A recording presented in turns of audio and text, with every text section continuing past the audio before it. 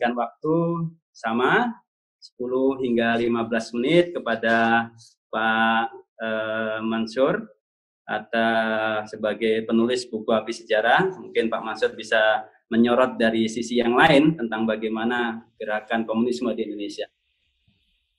Waktu dan tempat kami persilakan, Pak Mansur. Terima kasih. A'udzubillahi minasyaitonirrajim. Bismillahirrahmanirrahim. Assalamualaikum warahmatullahi wabarakatuh. Waalaikumsalam warahmatullahi wabarakatuh. Subhanallah walhamdulillah wa la ilaha illallah wallahu akbar wa la haula wa la quwata illa billah. Asyhadu an la ilaha illallah wahdahu la syarikalah wa asyhadu anna Muhammadan abduhu wa rasuluh sallallahu ala nabiyyi ba'da wa ala alihi washabihi wa mawala. Bapak-bapak yang menjadi penulis dari buku Banjir Darah ini, terutama Pak Topan Zuharon yang sudah tadi tampil, dan saya juga pernah ketemu dengan Pak Anaf Afifi, dan kemudian Pak Mayor Jenderal Budi Sujana, dan kemudian juga saya sampaikan rasa hormat saya kepada seluruh staf majalah Kontor, dan kemudian Pak Hasan Sahal dari pimpinan Kontor, modern Kontor. Kita semuanya pada hari ini ditakdirkan untuk merenungkan kembali di mana Indonesia pernah ada satu musibah besar, yaitu hadirnya komunisme yang awalnya itu sebagai akibat dari Syarikat Islam yang ada kongresnya dinamakan Nasional Kongres Sentral Syarikat Islam itu di Bandung pada tahun 1916. Kongres itu menuntut supaya diadakan pemerintahan sendiri atau self-bestuur atau disebutnya self-government. Menuntut kepada Belanda, dan juga karena semua undang-undang itu tidak pernah diikutkan para pembuat undang-undang, yaitu dari warga Indonesia, maka menuntut supaya diadakan parlemen atau DPR.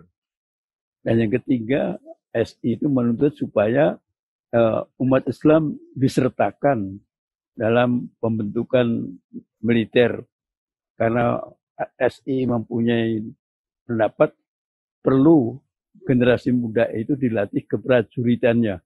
Pada waktu itu sedang Perang Dunia Kedua, Perang Dunia Pertama, walaupun Belanda itu belum ikut, tetapi karena kondisi itu diperlukan adanya kita secara seperti akan membantu Belanda, tetapi sebenarnya hanya bagaimana pemuda-pemuda Indonesia itu yang mempunyai jiwa keprajuritan, tapi nggak dapat kesempatan untuk latihan militer atau membentuk organisasi militer yang modern. Nah, 3 tingkatan tuntutan inilah membuat Belanda kaget, karena SI atau Syarikat Islam, Sentral Syarikat Islam saat itu memberikan peringatan kepada Belanda yang sedang memperingati 100 tahun Belanda itu bebas dari penjajahan Prancis Napoleon. Lalu menggunakan dana rakyat yang dijajah untuk memperingati kebebasan negeri Belanda atau kerajaan Protestan Belanda itu bebas dari penjajahan Prancis. Maka kontradiksi sekali keadaan itu. Lalu pidato dari Cokro Aminoto itu adalah sangat mengejutkan, karena dia menggunakan pidatonya George Washington pada waktu menuntut kemerdekaan dari Inggris.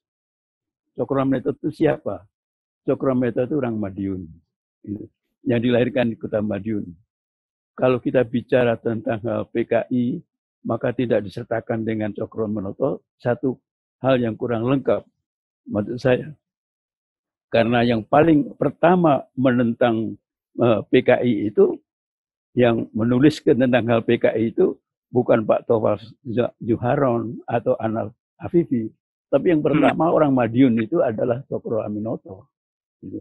Dan kemudian di Madiun itu mendirikan Partai Sarekat Islam. Kenapa demikian?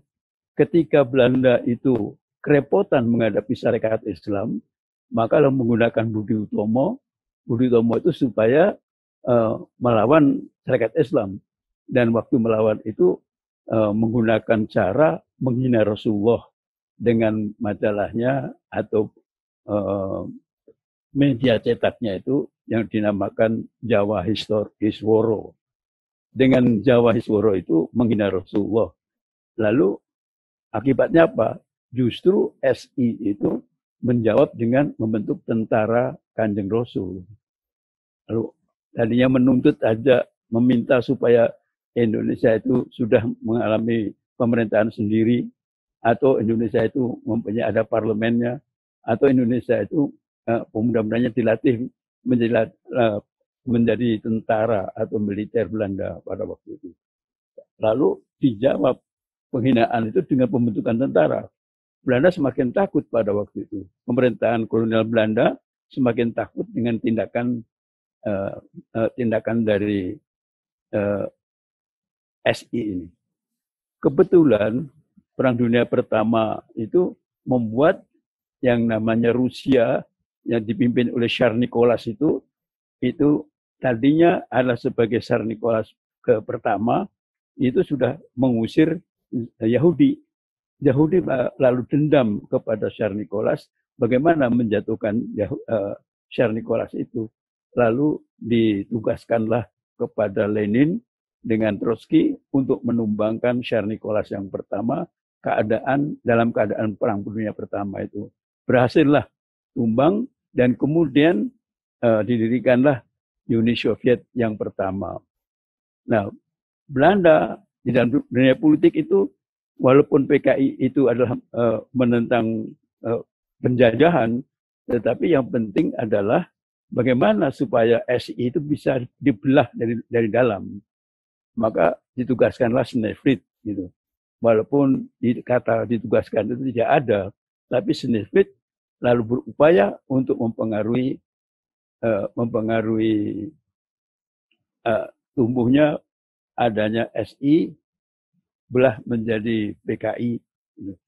Nah, kata buku ini yang sangat baik sekali.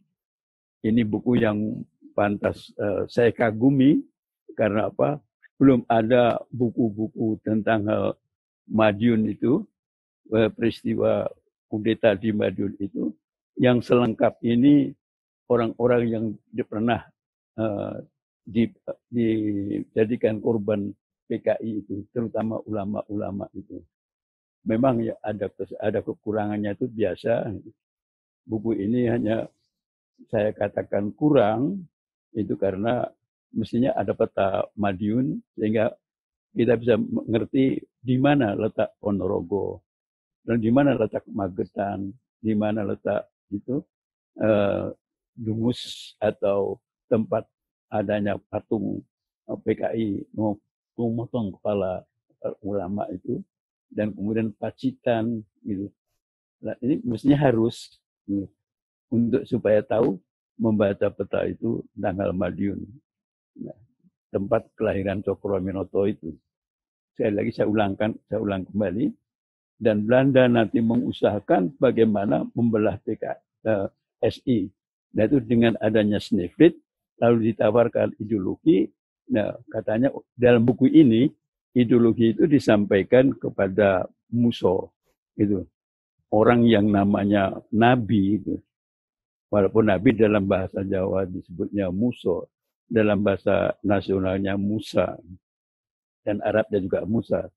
Tapi orang itu karena anak dari Kiai Kediri, nah, bisa dipengaruhi walaupun sedang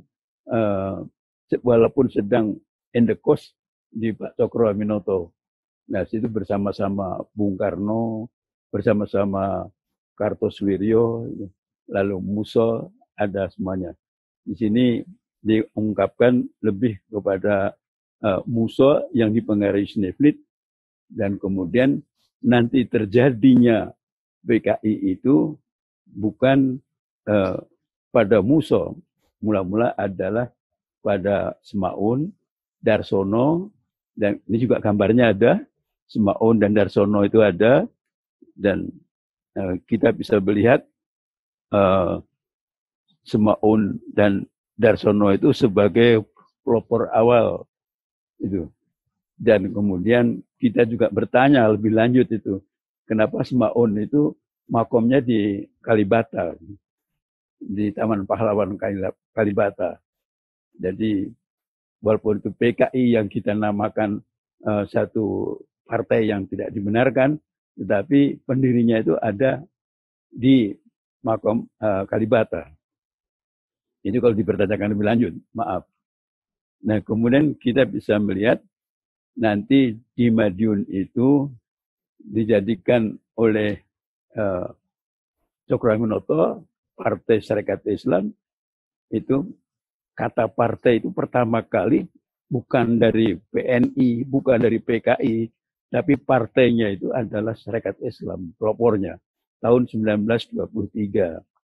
Kalau PKI sendiri, itu tidak pakai nama partai berdirinya itu. Dinamakan Perserikatan itu Komunis India. Pada waktu itu belum ada istilah Indonesia. Dan kemudian itu kalau PNI juga tidak, tahun 27, 4 tahun sudah adanya partai SI itu juga belum terjadi istilah partai. Jadi pelopor partai itu adalah Syarikat Islam. Itu untuk membendung pertama tentang campur tangan atau ketidakdisiplinan di dalam sistem kepemimpinan, maka SI menganjurkan orang-orang SI tidak boleh merangkap menjadi anggota PKI, dan PKI tidak boleh merangkap dengan menjadi pimpinan SI. Jadi saat itu, sekali lagi, istilah partai belum terpakai oleh PKI. PKI baru Perserikatan Komunis di India. Itu pada waktu berdirinya tanggal 23 Mei 1920. Nah, PKI ini setelah berdiri, maka SI pecah. Nah, itulah disyukuri oleh Belanda, ya. Maka membelah SI itu nggak mungkin mudah. Tapi dengan jasa Snefrit, maka berhasillah SI dibelah. Ada SI Komunis, ada SI Islam. Dan dipilihkan tempatnya itu adalah Semarang. Kenapa dipilih Semarang? Karena tengah-tengahnya wilayah Pulau Jawa itu adalah Semarang. Kenapa? Sekali lagi Semarang, karena SI itu pusatnya 3, Surabaya, Jogja, dan Bandung. Nah, untuk membelah SI itu yang sudah mengadakan kongres di Bandung, maka mengadakan pemotongannya di Semarang. Kalau Sumatera, itu bangsa Tan Malaka dan lainnya itu adalah bukan dari Jawa, tetapi dari Sumatera. Dari Sumatera yang dianggap tengah-tengah itu adalah Minangkabau itu atau Padang. Maka dari situ, dari 2 tempat ini diharapkan orang-orang yang memakai nama-nama Islam itu akan menjadi pendukung komunis. Itu luar biasa pemikiran bagaimana membelah Islam sekaligus menjadi PKI dari orang-orang yang memakai nama Islam. Jadi lalu kelanjutannya, sejarahnya kita bisa melihat PKI itu, walaupun nanti karena SI sudah memakai nama Indonesia, karena Indonesia itu dari lalu Logan, lalu Bastian, ketiga orang itulah katanya menggunakan nama Indonesia sebagai pengganti dari Hindia Belanda. Hindia Belanda itu ada 3 kan, India itu ada India Inggris, yaitu yang sekarang jadi Pakistan dan India itu, dan kemudian ada India belakang itu ya Kamboja, Vietnam, dan Laos itu jajahan Prancis, dan kemudian punya Belanda itu dinamakan Hindia Belanda.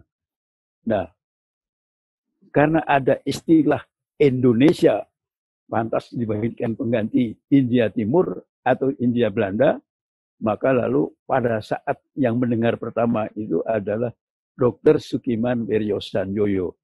Itu pendiri Masumi tahun 45. Nah, ketika dia pulang dari negeri Belanda tahun 25, maka SI menggunakan istilah Indonesia. Dan karena tahun 25 itu SI sudah 2 tahun menggunakan nama partai, maka PKI juga mengganti nama perserikatan menjadi Partai Komunis Indonesia, itu mengganti India. Nah, pada waktu itu lalu bagaimana mematahkan kekuatan PKI selanjutnya, maka kita bisa melihat lalu karena Perang Dunia Kedua itu Stalin itu Uni Soviet adalah bergabung dengan sekutu Prancis, Inggris, lalu Amerika dan Rusia. Nah, ini yang tidak pernah dibicarakan dalam buku-buku yang lain. Pada waktu Perang Dunia Kedua itu tahun 40. Perang Dunia Kedua itu adalah tahun 39 sampai 45. Pada tahun 44, maka negara yang namanya Amerika, Inggris, Prancis, dan Rusia mengadakan perjanjian. Di perjanjiannya itu ada di Potsdam. Perjanjian apa yang dimaksud itu? Bila Perang Dunia Kedua ini selesai, maka penjajah harus kembali ke tanah jajahannya kembali. Kalau Belanda itu diizinkan oleh sekutu untuk menjajah Indonesia kembali. Nah, PKI itu adalah tunduk kepada atau menginduk kepada Uni Soviet. Uni Soviet menjadi sekutu, maka PKI juga bergabung dengan Belanda, gitu. Maka PKI pada waktu Perang Dunia Kedua ada di Australia, gitu, karena bergabung dengan Belanda. Nah, akibat dari adanya perjanjian Potsdam, semua penjajah berhak menjajah kembali kalau Perang Dunia sudah selesai. Maka ketika Indonesia itu proklamasi merdeka, itu Belanda menolak. Lalu dibantu oleh Inggris datang ke Surabaya, datang ke Semarang, datang ke Jakarta. Dan kemudian untuk menggagalkan yang namanya proklamasi itu. Nah, karena PKI itu tetap tunduk kepada Rusia, dan Rusia membenarkan adanya penjajah kembali menjajah tanah jajahannya, maka PKI itu tidak menentang Belanda, tapi PKI itu adalah ikut dengan Rusia, lalu membantu Belanda untuk membatalkan proklamasi. Nah, itulah sebabnya, maka setelah proklamasi, PKI itu kudeta. Pertama, kudetanya itu adalah di Cirebon, karena akan ada perjanjian Linggarjati. Lalu PKI mengadakan kudeta tanggal 12 bulan Februari tahun 46 dipimpin oleh Yusuf. Yusuf itu dibantu oleh Van Mook untuk menggagalkan proklamasi. Dan yang kedua nanti adalah ada kudeta lagi tanggal 3 bulan 7 tahun 46 itu di Jogja. Jogja itu ibu kota pada waktu itu, ibu kota Republik Indonesia. Nah, dia menggagalkan Sultan Syahrir sebagai Perdana Menteri, dan akan pula menggagalkan, akan menculik Soekarno atau Presiden dengan Wakil Presiden Hatta. Keadaan itu bisa digagalkan oleh Letko Soeharto pada waktu itu. Nah, nanti kita bisa melihat kenapa Nasution dengan Soeharto itu selalu menentang PKI, karena semenjak ada PKI beraksi di Jogja, itu sudah melawan PKI, kedua jenderal ini. Pada waktu itu belum jenderal, masih Kolonel Nasution dan Letkol Soeharto. Itu kita bisa baca dalam buku, di sini ada Madiun juga, itu 48 ini, itu juga dijelaskan tentang Soeharto dengan Nasution, itu dua tokoh yang betul dari militer yang anti komunis. Nah, gagal tidak kudetanya itu. Lalu nanti baru ke Madiun mengadakan kudeta tahun 1948. Catatan kita, tidak ada kudeta PKI itu berumur panjang.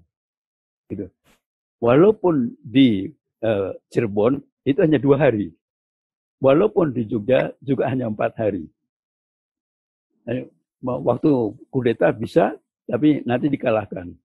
Nah, waktu di Madiun hanya 10 hari. Gitu. Dan waktu G30S itu juga demikian. Walaupun pada tanggal 1 Oktober, tapi kelanjutannya itu nanti sudah diadakan gerakan untuk membalas itu. PKI-nya lari, yaitu Aiditnya juga lari, sembunyi di Madiun, dan kita sembunyi di Solo. Jadi kita lihat tidak ada PKI yang kudeta kemudian bisa menguasai waktu lama. Pendek, semua pendek. Ini itu artinya apa? Ya, dan kita bisa melihat kenyataan sejarah gitu. Kenyataan sejarah di Madiun pun tanggal 19 September itu mulai kudeta. Sebenarnya kudetanya itu tanggal 18 karena jam 3 malam itu lalu dinamakan tanggal 19 September. Tapi nanti tanggal 29 September itu Siliwangi sudah ada di Sarangan dekat Magetan itu. Nanti Siliwangi masuk ke Magetan, melihat ada pembunuhan-pembunuhan itu, maka dia segera ke Madiun, dan Madiun agak kelambatan karena apa? Yang namanya Telkomnya Madiun itu sudah diledakkan itu oleh Bumi Angus oleh PKI waktu itu. Tapi walaupun demikian, nanti PKI itu mundur lalu melakukan pembunuhan di daerah Dungus itu. Nih kalau ada petanya saya bisa melihat itu. Dan nanti lari ke Ponorogo. Jadi Ponorogo nanti ketangkap oleh waktu itu belum kolonel, belum brigjen, ya juga namanya Sumardi, ya musuh sedang naik delman, ditangkap dan kemudian nanti diadili oleh masyarakat, dibakar di perapatan dekat Gontor itu. Lalu lari ke arah barat ke Walikukun dan kemudian akan nyebrang ke Purwodadi, akan nyebrang ke Semarang, akan bergabung dengan Belanda. Tapi baik Amir itu nanti ketangkap dengan kawan-kawannya dan kemudian dibawa ke Jogja pada waktu itu. Jadi kita bisa melihat PKI walaupun sampai G30S tidak lama. Begitu pemberontakan, begitu berakhir. Tetapi sekali pemberontakan memang hasilnya kalau tahun 30 September sekarang, maaf, 30 September 1965 itu 6 jenderal, ditambah lagi 1 yang pengawal Pak Nas itu. Dan kemudian ya, kita bisa melihat di Madiun itu walaupun hanya 10 hari, tapi sanggup dia itu menghabiskan beberapa ulama. Di sini dalam buku ini ada koreksi dari saya, itu sedikit hanya salah namanya saja, seperti putranya Pak Kiai Sofyan yang dari Selopuro, itu pesantren Selopuro itu namanya Gus Juber dan Gus Bawani. Waktu itu waktu tahun 48 itu disebut Gus, tapi buku ini berubah ini. Tidak disebut Gus, dirubah menjadi Kiai Gus Bawani dan Gus Juber. Ini yang saya lihat. Agak. Ini hanya koreksi sedikit. Yeah. Lalu saya lanjutkan. Jadi kalau ada pemberontakan PKI itu selalu muncul dan berhasil membunuh di Madiun itu karena apa? Amir Syarifuddin itu Menteri Pertahanan tadinya. Oleh karena itu kalau ada di Madiun, orang-orang itu bisa melihat FDR itu atau pesindu-pesindunya itu senjatanya baru. Itu baru tuh sampai kelihatan kulit tempat untuk menyandang itu kulitnya itu juga baru. Dan kemudian goloknya itu bukan bayonet, tapi parangnya agak lebar gitu. Dan kemudian kita bisa melihat bajunya juga rapi-rapi baik, dan kemudian di lehernya itu tergantung terbelit merah gitu. Dan kemudian kalau ketemu yang lain-lain itu mesti tidak merdeka. Pada waktu itu mestinya merdeka. Tetapi lalu kalau PKI itu nyebutnya dengan tangan kiri bukan tangan kanan, itu mengatakan menang perang. Itu naik truk putar-putar di mana-mana siangnya sesudah itu. Dan kemudian karena Amir Syarifuddin itu Menteri Pertahanan, dia tahu mana kiai yang harus dibunuh yang menyerang Surabaya. Gitu. Pada waktu 10 November itu tahu, atau tanggal 22 hari santri itu Oktober, Amir Syarifuddin tahu jumlah kiai itu. Maka Kiai Selopuro, Kiai yang Sewulan, Kiai Takeran, Kiai Gontor itu tahu semuanya.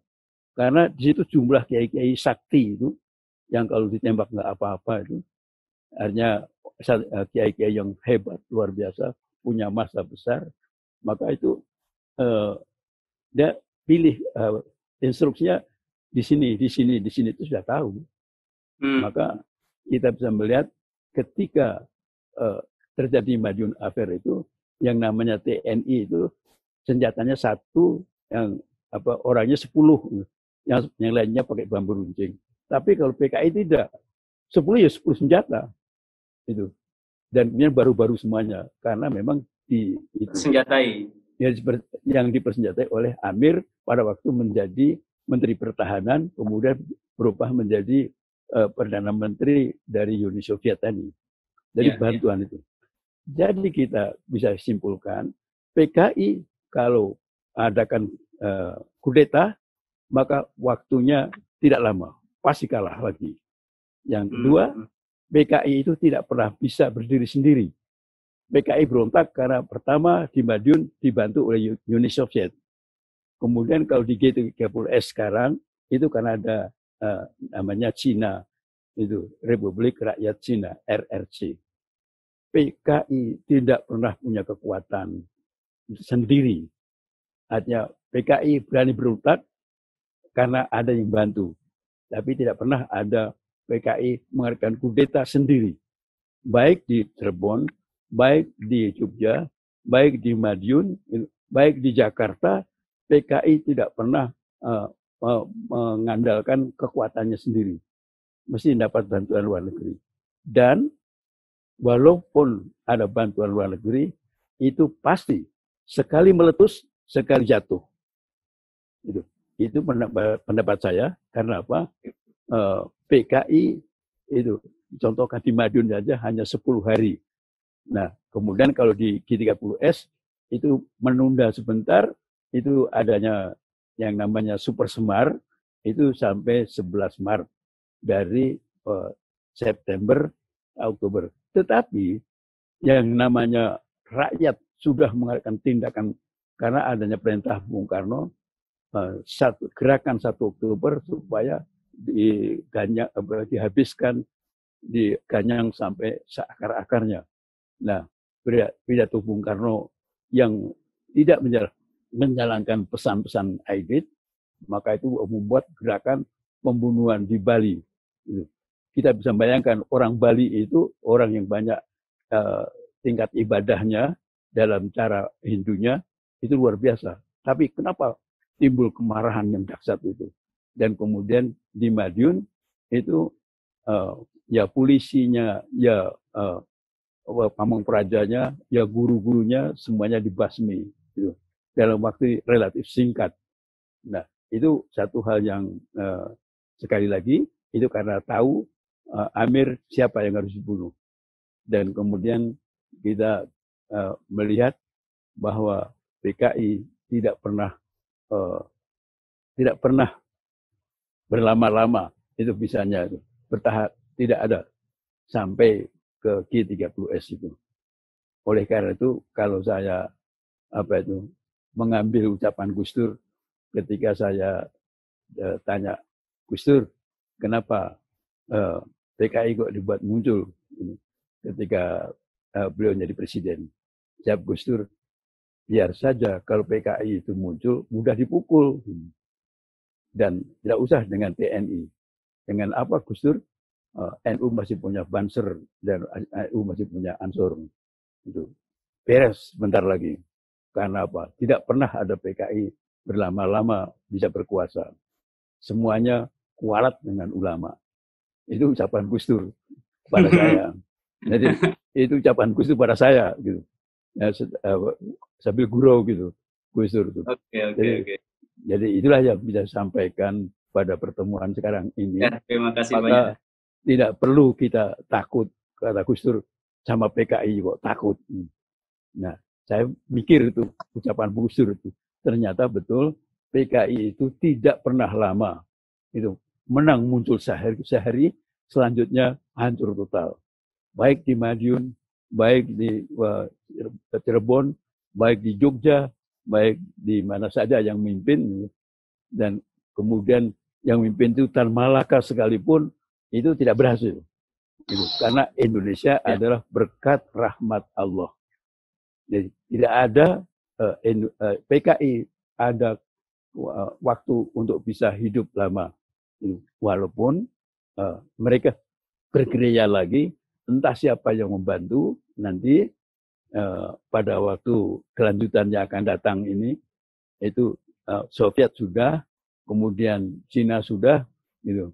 Dan dalam sejarah Majapahit ada Wirabumi itu akan menjatuhkan Raja Majapahit dan menggunakan tentara Cina itu memanggil Cina untuk menduduki Majapahit. Ternyata nanti rakyat Majapahit itu menangkap Wirabumi dan kemudian dinyatakan itu pengkhianat, maka lalu dia dipotong, dibunuh oleh rakyat. Nah, itu tidak ada dalam sejarah Cina itu baik pada waktu Raden Wijaya yang membuka Majapahit dan pada waktu adanya Wirabumi akan menjadi kaki tangan Cina, maka itu juga tidak benar. Jadi abad 14 itu juga tidak mungkin dia berhasil. Insya Allah itu kalau ada Cina lagi sekarang akan membantu PKI membangkit kembali, itu boleh bangkit, tapi hanya 1 hari. Sudah itu hari berikutnya dia gagal total untuk membina diri. Karena apa? Kata Gus Dur, kualat sama ulama. Baik. Assalamualaikum warahmatullahi wabarakatuh. Waalaikumsalam warahmatullahi wabarakatuh.